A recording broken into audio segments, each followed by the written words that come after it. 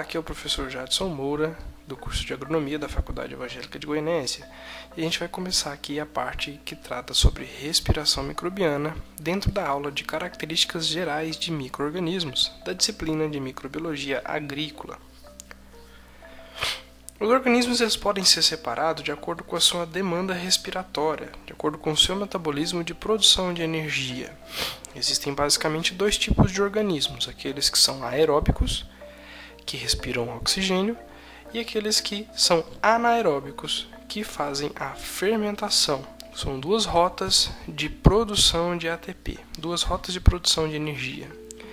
Então, uma maneira de classificar os organismos de acordo com a sua demanda de oxigênio pode ser dividido nesses itens, nesses tópicos. Eles podem ser aeróbios restritos ou obrigatórios, anaeróbios facultativos, anaeróbios obrigatórios, anaeróbios aerotolerantes e microaerófilos.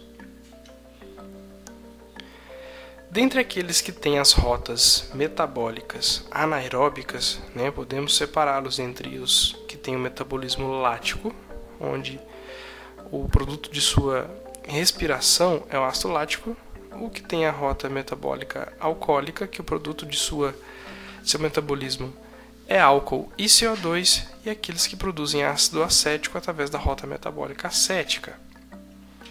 Dentre a classificação de respiração microbiana, o primeiro grupo que a gente vai ter acesso aqui são os aeróbios estritos ou obrigatórios. São aqueles organismos que necessariamente, fundamentalmente, precisam de oxigênio. Eles não vão conseguir sobreviver em um meio onde eu não tenha oxigênio. E aqui um exemplo que eu tenho, Mycobacterium tuberculosis, uma das bactérias responsável pela doença da tuberculose, habita os pulmões. O segundo grupo são as anaeróbicas facultativas, que são aquelas que podem ou não viver na presença de oxigênio. Se elas estão na presença de oxigênio, escolhem a rota metabólica de respiração de oxigênio. Em caso o meio seja pobre em oxigênio, elas podem fazer a fermentação. Então temos aqui dois indivíduos, dois gêneros, exemplo desse grupo, os Staphylococcus e Escherichia. O terceiro grupo são as anaeróbicas obrigatórias. Elas são bactérias, são organismos que não conseguem se desenvolver em meios ricos em oxigênio. Eles precisam da ausência de oxigênio para conseguir se desenvolver, se multiplicar e crescer. Um exemplo é o Treponema pallidum, bactéria aí responsável pela doença sífilis.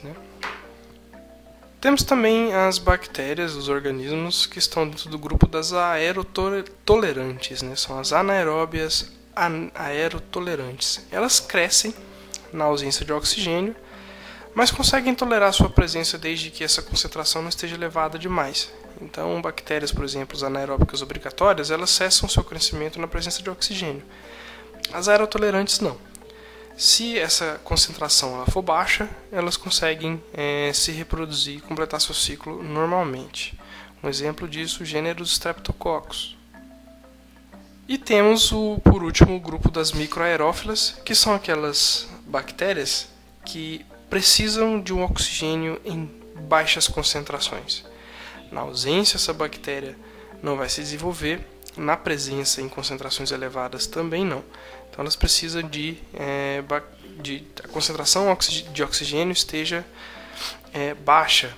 Nesse infográfico aqui a gente consegue visualizar onde essas colônias se desenvolveriam em um tubo por conta da presença de oxigênio. Então, no primeiro caso, a gente tem aqui as as aeróbicas restritas ou aeróbicas obrigatórias. Elas se desenvolvem somente na presença de oxigênio. Então, as colônias irão se concentrar na parte superior do tubo, do meio de cultura. No segundo caso, temos as aeróbicas restritas, que são as anaeróbicas. No segundo caso, temos as anaeróbicas restritas ou anaeróbicas obrigatórias, onde elas se desenvolvem na ausência de oxigênio. Então, as colônias irão se concentrar no fundo do tubo, longe da presença de oxigênio. As anaeróbicas facultativas, que são aquelas que podem crescer na presença e na ausência, se desenvolvem em todo o tubo, né? Então elas crescem tanto na região onde eu não tenho oxigênio, quanto na região que eu tenho oxigênio. As microaerófilas são aquelas que demandam uma concentração baixa de oxigênio, então elas vão se desenvolver naquela região próxima à superfície do tubo, entretanto não em contato direto com o oxigênio.